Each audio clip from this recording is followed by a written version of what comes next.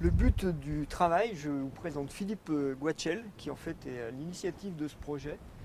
Et Philippe a une structure qui s'appelle Respect Planet et qui a pour but de sensibiliser les gens à la pollution de la planète et au fait qu'on peut retrousser les manches et puis aller dépolluer la planète, notamment en enlevant les détritus qui sont dans les montagnes, dans des zones escarpées et tout, parce que Philippe est un ancien champion de descente, c'est ça? Ouais. Aux Jeux Olympiques, médaille, Argent. médaille d'argent aux Jeux Olympiques. Et lui, il a décidé de ne pas faire, enfin je parle pour toi, mais de ne pas faire de pétitions et de revendications, mais de retrousser les manches et puis d'emmener des gens sur les lieux pollués et de dire, ben allez, on va recycler les vieux pneus qui traînent dans les montagnes et on va Passer à l'acte. On va passer à l'acte. Le lac, évidemment, il y a énormément de choses dessous, mais c'est caché, donc ça n'intéresse personne. Ouais. Sauf les spéléos et les plongeurs. Sauf les plongeurs et les amoureux de la nature. Voilà. Donc en fait, aujourd'hui on est devant le lac du Bourget, donc là on est sur la plage de Brison-Saint-Innocent, qui nous permet d'avoir une vue complète du lac. Et le but pour Philippe, c'était de remonter des épaves et des choses qui sont dans le lac pour le nettoyer. Et un jour, par hasard, une personne lui a dit, mais est-ce qu'on ne pourrait pas aussi réfléchir aux pollutions énergétiques invisibles? C'est-à-dire qu'est-ce qui pourrait faire que le lac du Bourget, malgré les travaux d'assainissement, reste un lac relativement sale, alors que le lac d'Annecy, qui est un lac voisin, lui est très propre. La question, c'est comment se fait-il que ce lac n'arrive pas à être pur, à être propre? Malgré, il y a eu quand même beaucoup de travaux d'assainissement par les communautés de communes, etc. Et la question, c'est est-ce qu'il n'y aurait pas des pollutions invisibles? Donc Philippe va plonger cet après-midi, chercher des épaves avec des plongeurs, et nous, ce matin, on va essayer de traiter les aspects plutôt invisibles qui pourraient avoir une influence sur l'eau du lac et qui fait que cette eau du lac reste sale. Voilà. En gros, c'est ça, la mission qui vous attend. Est-ce que vous avez déjà commencé à détecter des... Alors, avec Rose, on a déjà commencé à regarder sur carte qu'est-ce qu'on pourrait, parce que le territoire est énorme. Ça fait des kilomètres et des kilomètres. Et sur carte, on a trouvé 3 grandes zones de pollution. Il y en a une qui est de ce côté-là de la montagne et qui interréagit avec les failles géologiques de la montagne du Nivolet, là, et qui vient jusqu'à la limite d'Aix-les-Bains. Il y en a une autre qui est à l'opposé vers le Bourget du Lac et qui interagit aussi, elle, avec la montagne de la Dent du Chat. Donc ça fait des grosses zones. Et puis il y en a une surtout qui nous inquiète particulièrement, qui nous intéresse particulièrement aussi, qui est au bout du lac et qui tient toute la sortie du lac vers le Rhône, donc Chindrieux, Chanaz. Et pour la petite histoire, le lac du Bourget avant s'appelait lac de Châtillon. Châtillon, c'est le château qui est au bout sur la roche qui est au bout du lac, qui est un lieu géologique très particulier. Il y a une grande roche avec beaucoup de fond là-bas. Et apparemment, l'esprit de l'eau, ce qu'on appelle l'esprit de l'eau en invisible, est situé là-bas, l'esprit de l'eau du lac du Bourget. Et il est très mal. Donc on va agir sur cette zone là-bas pour la nettoyer. Et ensuite, dans un deuxième temps, on ira essayer de réanimer l'esprit de l'eau en lui apportant une eau sacrée d'une chapelle. Et on va essayer de réanimer cette ondine, on l'appelle une ondine dans la tradition. Et on va essayer de la réanimer pour qu'elle soit plus dynamique une fois qu'on aura enlevé les pollutions.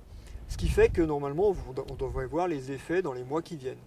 Ça serait intéressant de savoir si dans les mois qui viennent, on a des mesures d'eau, par exemple, qui sont différentes. Ça serait intéressant. On a déjà une idée de l'origine de la pollution? Non, pas trop. On peut supposer que c'est lié à la dernière guerre, par exemple. Parce qu'il y a beaucoup de pollution liée en Savoie, Haute-Savoie. Il y a beaucoup de villages et de villes qui sont informés encore de ce qui s'est passé avec les Allemands. Et ce que nous, on appelle dans notre jargon du paranormal, c'est-à-dire du pas normal. C'est des déstructurations des polarités qui font que la vie n'est pas harmonieuse, c'est tout. Et ça imprime profondément le sol et le sous-sol. Et ça peut résister apparemment à 70 ans et toujours être présent. Et donc nous, ça a été fait par des humains, ça peut être défait par des humains, donc on va juste, sans prétention, essayer de faire ça, c'est tout. Est-ce que ça peut poser un problème pour le tourisme ici? Ben, on sait par exemple que, sans être devin, on sait que Annecy est une ville très touristique alors que Chambéry, beaucoup moins. Et effectivement, on sait que ça joue sur tout. Sur le commerce, sur le tourisme, sur l'activité, ça joue sur beaucoup de choses. Voilà. On n'a jamais travaillé sur des zones géographiques aussi grandes, hein. On a travaillé sur des villages, des centres-villes, mais jamais sur des zones aussi étendues. Donc c'est celle qui est plus à gauche, qui est Versona, c'est ça? Ouais. Alors, est-ce qu'il y a une date? Plus de 50 ans, plus de 60, plus de 70, plus de 80. Donc c'est la Entre dernière guerre. 70 et 80. Ok, moi ça me prend la tête. Restez bien dans les pieds, inspirez, soufflez. Vous entendez tout ça? Il n'y a rien qui vous touche. On vous dit quand même que hier, quand on a travaillé sur la carte, nous, ça nous a fait des mal de tête et tout. Hein. C'est pas sympathique. C'est les symptômes de paranormal, ça déstructure et ça fait ça. Mais après, le protocole, Comment on fait? comment on fait, d'où on doit agir, et puis après ça va vous positionner et on y va. Allez, D'accord? C'est juste ça. Allez. allez. Ok. C'est bon. Je précise pour ceux qui ne savent pas, quand ça vient vous chercher, vous venez vous mettre exactement comme les baguettes vous me positionnent. C'est votre position.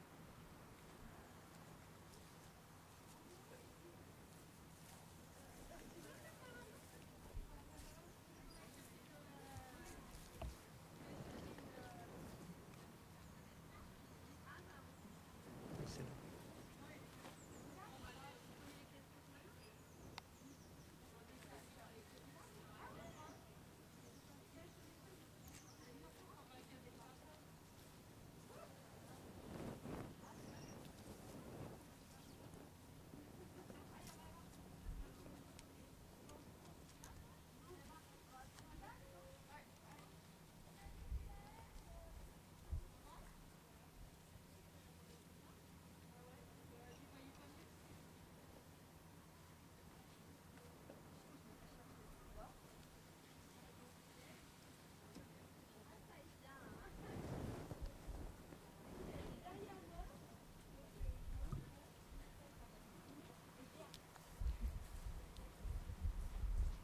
Allez, détendez le bassin, poussez dans le sol, tirez légèrement la nuque vers le ciel. Ok. Détendez-vous. Détendez votre corps, laissez passer. Détendez. Allez, faites tourner les hommes. Vos pieds sont au cœur de la terre et ça remonte. C'est la puissance du yin, du féminin qui remonte. Laissez faire.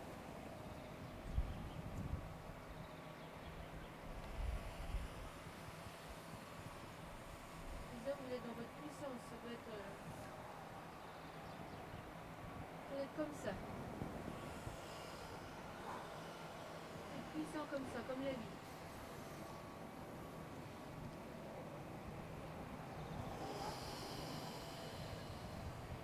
S'il y a une image qui peut vous aider, c'est il y a le béton, il y a le bitume, il y a la plante qui traverse et qui fleurit, c'est ça.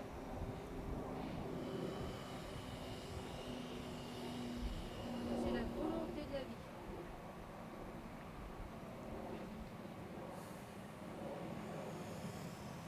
Le cœur.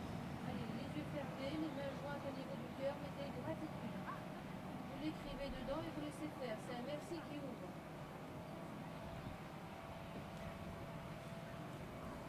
Maintenant, cette zone de la Terre qui a été polluée pendant 70-80 ans, vous allez prendre, vous faites le geste dans votre cœur, je dis, je prends une graine de vie, Alors écoutez bien tous, vous entendez?